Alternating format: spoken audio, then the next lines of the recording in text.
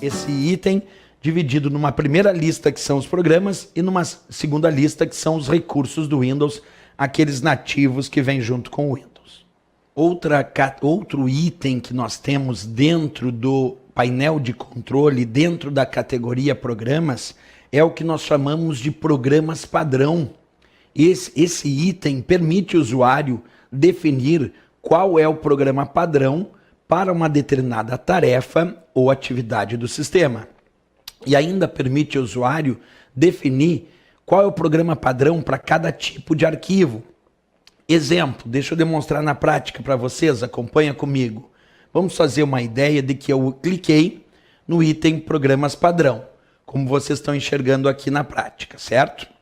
Aqui dentro nós podemos observar que aparece definir os programas padrão. E aí eu posso definir qual é o programa padrão para várias atividades.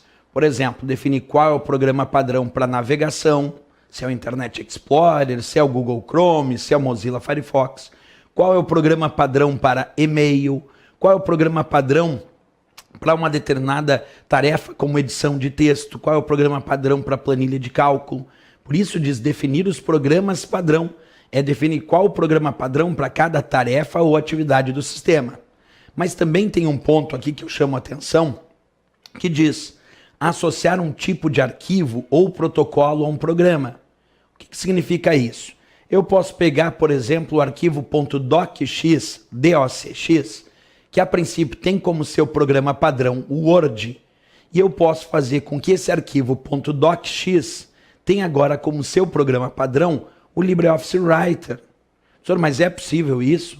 É possível associar um determinado tipo de arquivo, como por exemplo, docx, que está por padrão associado ao Word 2013. É possível alterar, fazer com que esse arquivo docx, por padrão, fique associado a um outro programa que não o Word, como o caso do LibreOffice Writer? É possível, porque o LibreOffice Writer pode abrir os arquivos .docx do Word. E aí eu posso vir aqui, clicar em associar, observa, associar um tipo de arquivo ou protocolo a um programa, escolher o tipo de arquivo .docx e associar ele ao LibreOffice Writer. O que isso vai interferir no meu cotidiano? Que agora quando eu aplicar um duplo clique no arquivo .docx, que por padrão abre com o Word, ele vai passar a abrir com o LibreOffice Writer. Isso porque eu alterei o programa padrão daquela extensão .docx.